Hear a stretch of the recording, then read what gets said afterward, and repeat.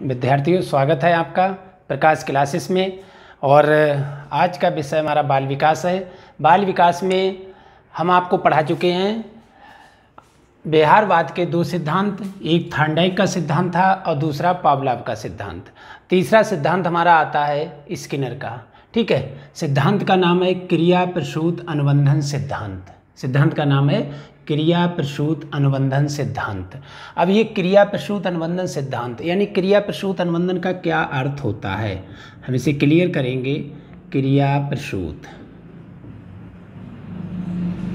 ठीक है, क्रिया प्रसूत अनुबंधन, अनुबंधन क्या मतलब होता है इसका, इसे क्लियर करेंगे। पहले मान लीजिएगा, इसे क्लियर करने के लिए हम पहुंचते हैं अपने अतीत में। आपने देखा होगा जब आप छोटे थे तो आपको स्कूल जाने के लिए जैसे ही स्कूल जाने का वक्त होता था तो रोने लगते थे, स्कूल नहीं जाएंगे, या ऑटो वाला जो आता था उसे अपना दुश्मन मानते थे।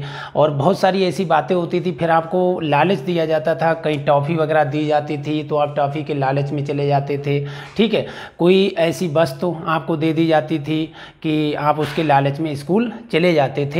तो जो आप किसी लालच से स्कूल जाते थे वो आपका था शास्त्रीय अनुबंधन। शास्त्रीय अनुबंधन, अनुबंधन, ठीक है।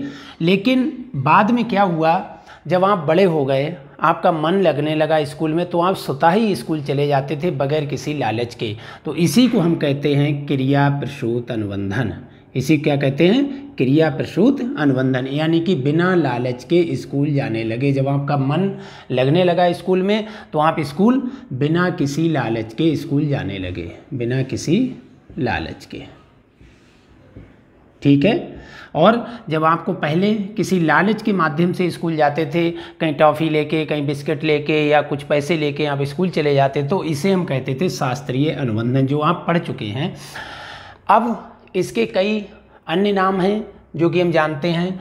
सक्रिय अनुकूलित अनुक्रिया सिद्धांत, ठीक है, एक नाम है इसका सक्रिय अनुकूलित अनुक्रिया सिद्धांत। आपने जो पावलोव का सिद्धांत पढ़ा था वो पढ़ा था अनुकूलित अनुक्रिया सिद्धांत, उसका नाम था अनुकूलित अनुक्रिया सिद्धांत। स्किनर का जो सिद्धांत है सक्रिय अनुकूलित अनुक्रिया सिद्धांत।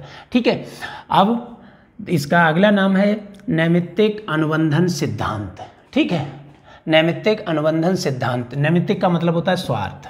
ठीक है, अनुबंधन सिद्धांत यानी कहीं न कहीं इस सिद्धांत का फायदा से अगर हम अर्थ जोड़ेंगे तो आपको सारे सिद्धांतों के नाम याद आ जाएंगे। अगला नाम है कार्यात्मक अनुबंधन सिद्धांत। ठीक है, कार्यात्मक या सक्रिय अनुबंधन सिद्धांत, उसी से कार्यात्मक अनुबंधन सिद्धांत, यानी कि बगैर किसी लालच के हम कार्य को करते जाएंगे या सक्रिय रहेंगे तो उसे हम इस सिद्धांत से जोड़ते हैं। सबलीकरण अनुक्रिया का सिद्धांत। ठीक है, सबलीकरण भाई क्रियात्मक, और फिर इसे बदल दिया था। जो इससे पहले आपको थ्योरी मिली थी थॉर्नडाइक की SR थ्योरी, थॉर्नडाइक की थ्योरी आपको मिली थी SR थ्योरी। जब स्किनर ने अपना प्रयोग किया तो इस SR थ्योरी को बदल दिया था RS थ्योरी में। किस में बदल दिया था, RS थ्योरी में। ठीक है, और इसे हम टाइप 2 थ्योरी भी कहते हैं। एक इसका नाम है टाइप 2 थ्योरी। ठीक है, टाइप फर्स्ट थ्योरी कौन सी थी, जो SR थ्योरी थी वो हमारी टाइप फर्स्ट थ्योरी थी, और ये हमारी है टाइप 2 थ्योरी। ठीक है, तो अब स्किनर ने क्या प्रयोग था स्किनर का और किस पर प्रयोग किया था, तो हम बात करते हैं। इसके प्रतिपादक थे, सिद्धांत के प्रतिपादक थे BF स्किनर, BF स्किनर। ठीक है, इस सिद्धांत के प्रतिपादक थे BF स्किनर। ठीक है, प्रयोग किस पे किया था उन्होंने, प्रयोग किया था उन्होंने चूहे पर, चूहे पर। ठीक है, चूहे पर इन्होंने प्रयोग किया था, और इन्होंने जो दूसरा प्रयोग किया था वो किया था कबूतर पर। ठीक है, ये प्रयोग किया था उन्होंने 1938 में, और एक दूसरा प्रयोग किया था कबूतर पर, कबूतर। दूसरा प्रयोग किस पे किया था, कबूतर पर, और ये प्रयोग इन्होंने किया था 1943 में, 1943 में। ये दो प्रयोग इन्होंने किए थे। जो महत्वपूर्ण प्रयोग है, अधिकांश हमारे प्रश्न पूछा जाता है, जो कंपटीशन में आता था कि स्किनर ने किस पर प्रयोग किया था, तो हम चूहे पर प्रयोग किया था। ठीक है, चूहे को ही टिक करेंगे, लेकिन पहला प्रयोग चूहे पर था, दूसरा प्रयोग इनका कबूतर पर था। चूहे पर इन्होंने 1938 में प्रयोग किया था और कबूतर पर 1943 में प्रयोग किया था, जो दूसरा प्रयोग था। इन दोनों प्रयोग के आधार पर इन्होंने अपने सिद्धांत को, जो पहले मानते चले आए थे व्यवहार बाद में की एसआर थ्योरी है, लेकिन उसी को इन्होंने आरएस थ्योरी में बदल दिया। ठीक है, जिसे टाइप 2 थ्योरी कहते हैं। ठीक है, कहाँ के रहने वाले थे? अमेरिका के निवासी थे ये, अमेरिका के निवासी कहाँ के थे? अमेरिका के, अमेरिका। ठीक है, अमेरिका के निवासी थे। तो ये इनका प्रयोग क्या था, आपको एक बता दे रहे हैं इनका प्रयोग क्या था। ठीक है, सुन लीजिएगा कहानी, हालांकि लिखने को नहीं आती लेकिन हम बता दे रहे थे। अभी तक आपने जितने भी चाहे वो थॉर्नडाइक पढ़े हों या फिर पावलोव पढ़े हों, उसमें क्या था, एक स्टिमुलस था, वो स्टिमुलस आपका सामने था, लेकिन स्किनर के प्रयोग में ऐसा नहीं था। इन्होंने क्या था, एक बॉक्स बनाया था जिसे स्किनर बॉक्स के नाम से जानते हैं। स्किनर बॉक्स के नाम से जानते हैं। और इस बॉक्स में क्या था, एक लीवर लगा हुआ था और कहीं पर भी स्टिमुलस दिखाई नहीं देता था, लेकिन जब इसमें एक चूहे को बंद किया गया तो चूहे ने इसमें अपनी अनुक्रिया करना शुरू की। पहले अनुक्रिया हुई थी, स्टिमुलस बिना स्टिमुलस के अनुक्रिया हुई थी, इसीलिए हम इसे आरएस थ्योरी कहते हैं। जबकि इसमें स्टिमुलस के आधार पर अनुक्रिया हुई थी, लेकिन इसमें बिना स्टिमुलस के, बगैर उद्दीपक के अनुक्रिया हुई थी। तो चूहे ने अपनी अनुक्रिया करना शुरू कर दी और बॉक्स का एक लीवर था, लीवर में एक सिस्टम फिट कर दिया गया था कि उस जैसे वो लीवर दबेगा वैसे ही उस बॉक्स में भोजन आ जाएगा। तो चूहे ने क्या किया, अपना उसमें उछल कूद शुरू की, लेकिन उछल कूद करते करते एक वक्त ऐसा आया कि उसका पैर जो है इस लीवर पर पड़ गया और लीवर पर पड़ते ही उसे भोजन मिल गया। जब उसे यहाँ पर भोजन मिल गया तो फिर से उसने वही प्रोसेस स्किनर ने कई बार दोहराई। जब चूहे को बंद किया जाता था तो वो उछल कूद करने के बाद उसे भोजन मिल जाता था, लीवर पर पैर पड़ता था। धीरे धीरे ये समय कम होता गया और चूहे ने लीवर को दबाकर भोजन प्राप्त करना सीख लिया। ठीक है, ये इनका प्रयोग था। ठीक है, आप इसका स्क्रीनशॉट ले लें, फिर आगे बताते हैं। हाँ, अब आगे है शैक्षिक महत्व। इस सिद्धांत के शैक्षिक महत्व क्या हैं? ठीक है, तो शैक्षिक महत्व की हम बात करेंगे तो सबसे महत्वपूर्ण है कि बालक में अपेक्षित व्यवहारगत परिवर्तन। ठीक है, इस सिद्धांत के माध्यम से हम बालक के व्यवहार में परिवर्तन करते हैं। ठीक है, बालक के व्यवहार में परिवर्तन करते हैं और जब बालक के व्यवहार में परिवर्तन होता है तभी अधिगम होता है। ठीक है, दूसरा है क्रिया के अनुसार सकारात्मक या नकारात्मक पुनर्बलन देना। कहने का मतलब है जैसी बच्चे ने क्रिया की, अगर बच्चा सही क्रिया करता है तो उसे सकारात्मक पुनर्बलन देना चाहिए। शाबाश, गुड, वेरी गुड, इन शब्दों का हम प्रयोग करते हैं सकारात्मक पुनर्बलन में।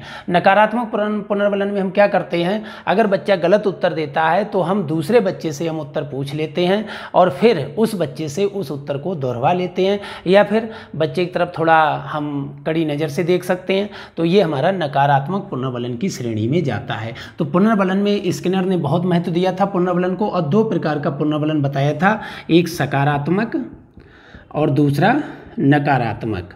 सकारात्मक में पुनर्बलन में इन्होंने पुरस्कार, ठीक है, शाबाश, गुड, वेरी गुड या अच्छा, बहुत अच्छा, इन शब्दों का प्रयोग किया था। नकारात्मक पुनर्बलन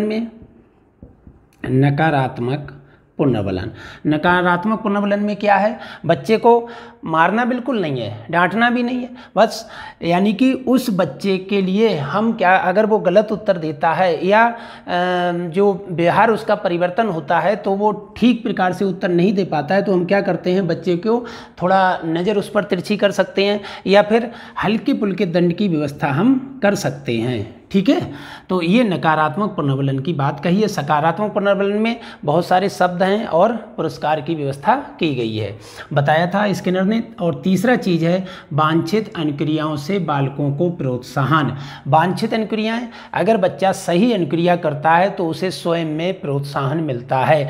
जैसे बहुत सारी अनुक्रिया करता है बच्चा, किसी भी वस्तु को प्राप्त करने के लिए या कहीं लक्ष्य तक पहुँचने के लिए बच्चा बहुत सारी अनुक्रियाएँ करता है, लेकिन जब उसकी अनुक्रिया सही हो जाती है, करेक्ट रिस्पांस होता है या करेक्ट अनुक्रिया होती है, सही अनुक्रिया उसकी होती है, तो उसे स्वयं में प्रोत्साहन मिलता है जो कि पुनर्बलन का कार्य करता है और बच्चा पुनः अपने काम में लग जाता है।